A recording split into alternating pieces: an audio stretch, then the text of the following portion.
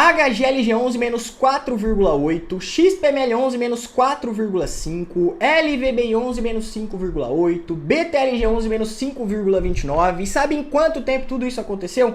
Tudo isso aconteceu em apenas 5 dias, cara. A gente não tá olhando aqui o que aconteceu nos últimos 6 meses ou no último ano.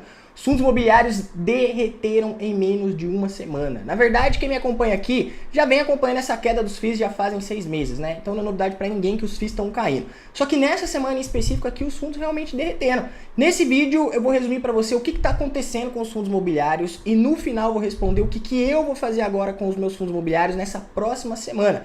Tem muita gente que vai me criticar, outras vão me entender, então fica aí até o final para você entender exatamente o que eu estou fazendo com os meus fundos imobiliários. Só que antes de começar esse vídeo aqui, deixa para mim aqui nos comentários. Qual é o fundo imobiliário que mais caiu na sua carteira? Na minha carteira foi o TRBL11, ele vem caindo porque o mercado já está todo em queda e ainda deu aquela treta com o imóvel dos Correios que acabou afundando lá, né? O fundo despencou aí menos 30%. Então comenta aqui o nome do fundo imobiliário que mais caiu na sua carteira. No final desse vídeo eu vou passar para você 3 fundos que eu tô de olho para esse ciclo de queda e depois eu vou querer também saber qual é o fundo que você mais está de olho. Para a gente entender por que os fundos estão caindo tanto em questão de uma semana, a gente precisa falar da gastança do governo, cara. Não tem como a gente falar de mercado e economia se a gente não falar de política, infelizmente. O que vem acontecendo é que desde o começo do ano o mercado, e não só o mercado, né, mas a população de modo geral não aguenta mais tanto imposto e cada dia só vê o governo gastando mais. Isso aí deu uma medalha de lata para o Brasil como o 7º país com maior impulso fiscal do mundo. Só para você ter uma noção, o Brasil se iguala a países aí que tem conflito, cara, que tem terremoto, com uma dívida que ultrapassa aí 97% do PIB. O Brasil já está quase lá, o FMI já está apontando que a dívida do Brasil vai chegar em 80% do PIB e com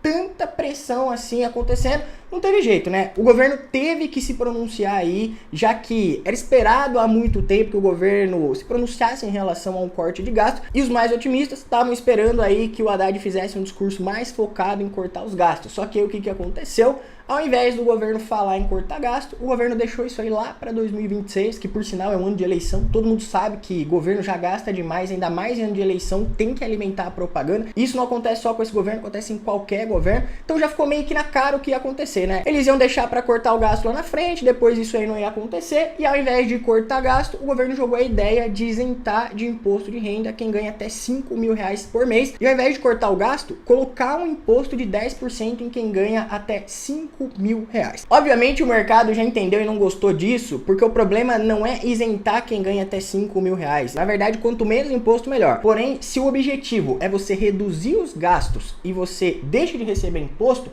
se você deixa de receber de um lado e coloca esse imposto em outro lugar, isso aí não diminui a gastança. E o que o mercado entendeu, que qualquer pessoa com a mínima noção de finanças básicas também entende, é que se você não para de gastar, uma hora a conta chega. E a conta realmente chegou. O IPCA 15, mesmo com a Selic em 2 dígitos, vem aumentando. A inflação nos últimos 12 meses já está em 4,76. E com isso, os analistas já estão projetando aí uma inflação mais alta em 2025, 2026. E no último boletim Focus, já chegou a Selic em 12,63%. E por mais que pareça loucura, cara, não é só um, mas vários analistas já estão falando em uma Selic em 14,25%, igual o JP Morgan já está prevendo a Selic aí em alguns momentos. Para juntar o pacote final de ano, o Morgan Stanley ainda rebaixou as ações do Brasil, alertando aí sobre um sufoco fiscal. O dólar disparou, estacionou ali acima dos R$6. O Tesouro Direto já está oferecendo IPCA mais 7 pré-fixado acima de 14%. Né, já está se tornando comum até ouvir falar que o Tesouro está pagando IPCA mais 7, como se fosse algo que a gente vê todo dia. E o Brasil ganhou o posto aí de pior moeda do mundo, ficando atrás até da Argentina, que recentemente estava com uma inflação em mais de 200%. Juntando tudo isso e esse risco de mercado, em 2024, os estrangeiros retiraram aí 28,6 bilhões de reais da B3, cara. E com isso, os fundos imobiliários tiveram o pior dia, o pior desempenho em um dia nos últimos 2 anos. anos. Para você ter uma noção, dos 114 fundos que compõem a carteira do IFIX, somente 10 terminaram o dia no positivo no dia 28/11/2024. O que derrubou mesmo o mercado nessa última semana foi a fala do Galípolo, próximo presidente do Banco Central, que sinalizou que a gente pode ter juros mais altos aí por mais tempo. E agora o que está todo mundo aguardando é a última reunião do Copom, agora no dia 9 e 10 de dezembro. Você pode até deixar a sua opinião aqui embaixo sobre qual vai ser a taxa Selic nessa última reunião. Você acha que a Selic vai subir 0,25, 0,50? 1%. Comenta aí porque eu quero muito saber, porque entendendo isso, fica muito mais fácil a gente entender por que os fundos imobiliários estão caindo e quais são as oportunidades nesse momento de mercado. Agora, o que dá pra gente tirar de aprendizado com tudo isso? Que, cara, sinceramente, investir é muito mais sobre ter estômago do que ter razão. Eu não tiro a razão de quem tá correndo pra renda fixa agora, aproveitando IPCA mais 7, pré-fixado mais 14%. Você vai falar, cara, que uma LCI pagando 100% do CDI, um CDB pré-fixado, um Tesouro pré-fixado ou IPCA mais 7 não é bom? Isso aí é bom demais. Porém, esse é exatamente o momento em que todo mundo tá deixando a bolsa de valores de lado e correndo para mais segurança. É o que Warren Buffett chama de som dos trovões. A gente sempre repete essa frase, né? Todo mundo que começa a estudar um pouco mais sobre investimentos, pega essa frase, coloca ali no WhatsApp, coloca na bio do Instagram e acha que é um investidor arrojado. Só que é a hora que a maré baixa que você vê quem tava nadando pelado. Esse momento que tá tudo desabando, não tá acontecendo só com os fundos imobiliários. Se você acompanha as ações aí também, olha só como que tá o Ibovespa. De novo, abaixo dos 130 mil pontos, beirando ali 125, 124, 126. E eu sei que você que investe em renda variável não aguenta mais ver os seus investimentos caindo e andando de lado, cara. Porém, agora é a hora de você ter estômago e não ter razão. Então, resumindo aqui, o que está acontecendo nesse momento de mercado? Por que o mercado está todo em pânico? Primeiro, risco fiscal aumentando. O mercado não vê uma melhora futura. Se a gente já tem o próprio presidente do Banco Central alertando que os juros podem subir, a gente pode ter uma taxa de juros subindo e mantendo alta por mais tempo. Isso aí joga cada vez mais os fundos e as ações para baixo, porque tem muita gente que vende por motivos aleatórios. A pessoa pensa assim, cara, eu estou investindo em fundo imobiliário em ação para ganhar dinheiro em um ano. Só que se eu sei que a taxa de juros vai subir ou vai ficar assim por mais um ano, então eu já vou vender logo, assumir o prejuízo e aí eu me desfaço de tudo isso aqui e vou para renda fixa. E aí o que acontece? As ações e os fundos imobiliários estão sempre caindo. A reação negativa que o mercado teve em relação a esse anúncio do governo também, cara, foi assim, catastrófica, porque ninguém aguenta mais imposto e o governo gastando demais. E ficou ali nas entrelinhas, né? Que as pessoas que tiverem rendimentos acima de 50 mil reais vão ser taxadas em 10%. Isso inclui você também que recebe dividendos dos seus fundos imobiliários ou das suas ações. E aí o que ficou bem nítido pra gente é que o governo tá tentando empurrar essa taxação nos dividendos aí. E se isso aí passar, cara, depois isso aí nunca mais volta pra trás. Então o mercado como um todo já tá entendendo. Gastança, inflação, Selic alta, taxação dos dividendos.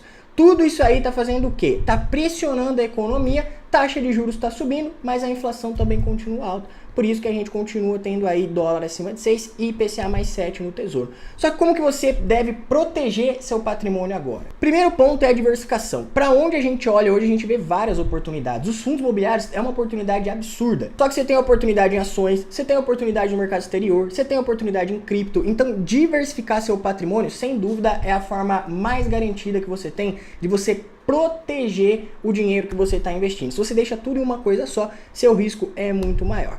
Outro ponto é você comprar com margem de segurança. Por que eu estou gostando tanto de fundo imobiliário com desconto? Porque quanto mais barato eu compro, mais margem de segurança eu tenho. Se eu sei que aquele fundo vale 100, eu estou comprando por 50, eu tenho uma margem de segurança de 50%. Então, por mais que os fundos estão caindo, uma coisa que você precisa ter em mente é que o fundo imobiliário, ele é lastreado em imóveis. Então, para o fundo quebrar, cara, é muito difícil isso acontecer. Até no Brasil a gente nem tem histórico de um fundo chegando a zero, porque o fundo tem o patrimônio. Então, é como se você estivesse comprando um condomínio de shoppings, um condomínio de galpões logísticos, que todos esses imóveis têm um preço. Só que o mercado está tão disruptivo que a junção desses imóveis que tem um valor patrimonial está sendo negociado com preço muito mais descontado. Então tem alguns fundos que até se ele vendesse todos os imóveis, pegasse o dinheiro e distribuísse pela quantidade de cotas, você que é cotista iria ganhar dinheiro, para você entender o tamanho da oportunidade. Então agora não é hora de você investir pelo emocional. Como eu comentei com vocês, investir é muito mais sobre ter estômago do que ter razão, porque eu concordo com você que vale a pena às vezes você aproveitar aí uma renda fixa e tudo mais. O que eu não acho que faz sentido é você estar fora do mercado nesses momentos de ciclos de queda, porque é agora que existem as maiores oportunidades. E obviamente, como que você protege seu patrimônio? Não fazendo nenhuma cagada muito grande, né? Como por exemplo, ficar vendendo tudo para tentar comprar depois, ficar pulando de galho em galho só porque tá negativo, enfim, são essas coisas aqui que você tá cansado de me ouvir falar, eu falo em todos os vídeos que você precisa ter uma estratégia e precisa ter paciência. Agora, o que eu tô fazendo com os meus investimentos? Em novembro eu não aportei, como eu já comentei com vocês aqui em vários vídeos, na minha opinião os fundos imobiliários ainda podem continuar caindo, então eu tô segurando o meu aporte. Eu vendi ações da Itaúsa no lucro recentemente, fiz um caixa maior e eu tô esperando a próxima reunião do Copom para fazer um aporte maior, porque na minha opinião, se o Copom jogar essa taxa de juros mais para cima, o que pode acontecer, pode ser que os fundos imobiliários caem mais ainda e aí em questões de alguns dias a gente pode ver as cotas desabando. Pode ser que isso aconteça, pode ser que isso não aconteça, porque às vezes o mercado precifica um pouco antes. Confesso pra vocês que a mão tá coçando, cara, de ver tantos fundos imobiliários baratos desse jeito, mas eu ainda acredito que os fundos podem cair um pouco mais e tem 3 fundos que eu tô de olho pra agora, que é o HGLG11, o LVBI11 e o XPML11. No meu preço teto, HGL11 tá com 15% de desconto, LVBI11 com 30% de desconto e o XPML11 com 26% de desconto. Respondendo à pergunta aqui desse vídeo, chegou a hora de comprar fundos imobiliários de balde? Com certeza chegou e é isso que eu tô fazendo. Isso aqui não é uma indicação para você, tá? Você tem que estudar, você tem que entender o que vale e o que não vale a pena para você. E antes de vocês virem aqui me criticar, cara, eu não tô comprando só fundo imobiliário. Você acha que eu não tô de olho em ações? Acha que eu não tô de olho no exterior? Acha que eu não tô de olho em cripto? Vocês sabem que eu faço vários tipos de investimentos, não invisto só em fundos imobiliários, mas sinceramente, eu vendi Itaúsa para comprar fundos imobiliários, porque mesmo eu olhando para as ações, tem fundo imobiliário que caiu tanto que eu posso olhar até para ele com uma rentabilidade maior do que muitas ações mais conservadoras. Por isso eu vendi Itaúsa para comprar fundo imobiliário, porque tem fundo imobiliário, como eu comentei com vocês aqui, que o desconto está acima de 20% e 30%, então faz todo sentido aproveitar essas oportunidades. Para você aprender exatamente a estratégia que eu utilizo, copiar e colar nos seus investimentos, clica no link que está aí na descrição para você entrar na lista de espera da próxima turma do Renda com FII, que vai acontecer em 2025. Só que antes de sair desse vídeo aqui, não esquece de deixar aqui embaixo qual é o fundo imobiliário que mais está caindo na sua carteira e me conta aí um fundo imobiliário que você está de olho para comprar agora com esse ciclo de queda dos FIIs. Comenta aqui embaixo, se não é inscrito no canal, se inscreve, te vejo no próximo vídeo.